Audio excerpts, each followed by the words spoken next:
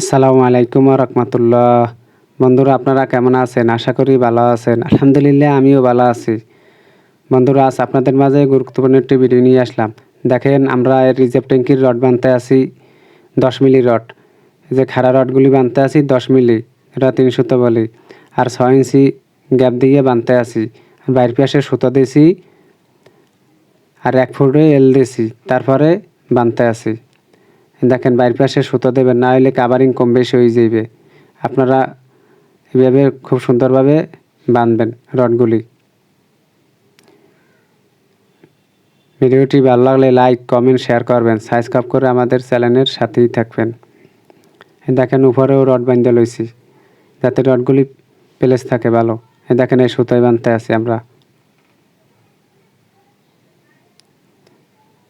দেখেন ওদিকে তো বাঁধা প্রায় শেষ। একজনের নিচে বাঁধে, একজন উপরে বাঁধে, নাহলে রডগুলি হুইজে চাইবে। এই জন্য দেখেন এই এদিকে বাঁধা হয়েছে, দেখেন একদম সুতোয় করলে কলম বাইরের পাশেই থাকবে, ট্যাঙ্কির ভিতরে থাকবে না। সবসময় আপনারা বাইরের পাশে ফেলাই দেবেন। আর সাইডে বেজ পাওয়া হয়েছে, এই যে ট্যাঙ্কিটা করতেছি আমরা সাইডে বেজের উপরে, ডাবার ভয় থাকবে না।